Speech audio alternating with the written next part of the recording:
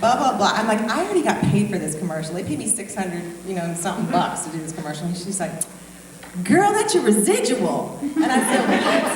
And she was like, this girl know what a residual is, She was like laughing with her other operators. And so she's like, every time the commercial plays, you get paid, girl, you get paid. I'm like, what? And we were screaming together on the phone. And I called my mom, and she was screaming, and so, that's kind of how it started, and I promised myself I would not quit college, to start my acting career, because I knew if I quit and I started acting, I would never go back. I am the most undisciplined person you ever want to meet, And it's like, except tonight, I wanted a Huckleberry Shaker bread line, and I did not do it. Because I thought I'd sit here in the theater and toot all night, so I didn't think that would be very good.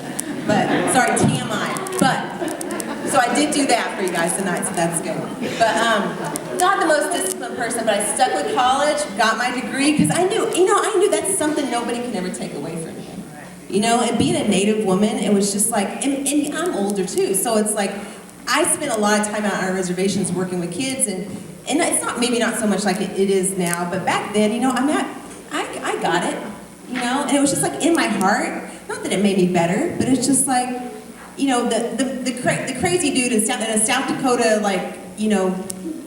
convenience store that's like looking at me like I'm gonna steal something. I'd be like, hello sir, how are you? I'm Kimberly, nice to meet you. He's like, you're not from here, are you? No, I'm Colville, and no, I am, I'm at UCLA right now, and blah, blah, blah. And boy, what a beautiful town you have here in Custer, South Dakota or whatever.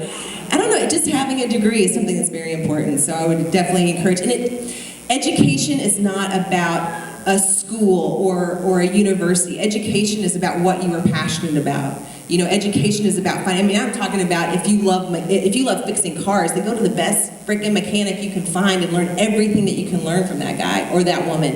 That's what education is about. It's about finding the things that you're passionate about and always learning. So, by all means, kids, do not ever stop learning. Do not ever stop growing. That will serve you well. You know what, I'm going to go back to my daughters who have, 5 girls, granddaughters in our family. So my oldest daughter is concerned that my 7-year-old granddaughter wants to grow up and be a cheerleader. You are not being a cheerleader. I am going to tell her this story. Yay! UCLA graduate, ended up working. Well, I got freaked out because as you can tell, I'm a little bit like this, and one was like this, and I know I'm an actor and I'm supposed to be able to do anything, but I asked Gina, if there was one word that your mom would use to describe herself, what was it? And she said she's a cheerleader. She called herself a cheerleader. I'm like, I'm good.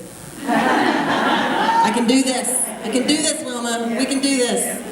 So I would love to hear from, I know you guys need to go, but if there's any questions that are like burning in your mind, like how did they do this, or why did they do this, or what is this? Anything? Yes, sir. One theme of the movie I really liked was how you overcome learned helplessness within a community. Yes.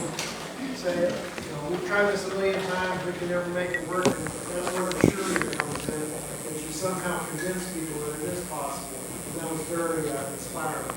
I'm so glad, and you know what? It's in the room that night.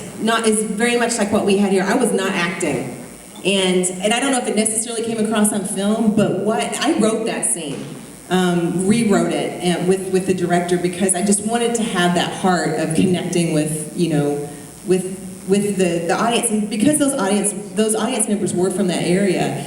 They got inspired. I was inspired. We were all inspired, and we were all feeling, that spirit of what it must have been like to be in that room. So what was cool is that people walked away from that particular thing when we talked, and we all were so moved by that, being in there. There's been a lot of positive things that came out of that, doing that scene, that came out in real life. And so I think that's something I hope that people take. We showed this in the U.S. Capitol building back in the springtime with this Congress. And it was, they can use it, and that was the thing. It's like, y'all need some gadoogie up in here. Washington, D.C. Come and learn from the first peoples, okay? Bring some got Doogie to the U.S. Capitol. Because we can. You know, we can do it. We just got to get together and make it happen. We know what to do. Come on. Let's face it. Oh, questions? Anybody else? Well, it is like almost 10:30. Yeah, I'll let you We're guys going go. to start out tomorrow at 8 o'clock in the morning. And Kimberly... Fried bread. Yes, fried bread and coffee, 8 o'clock at the Longhouse. Then we'll have some more speakers. It'll be a wonderful day. I thank you for coming home and sharing and being here and representing us in a wonderful, honorable way. Thanks, you guys. Good night.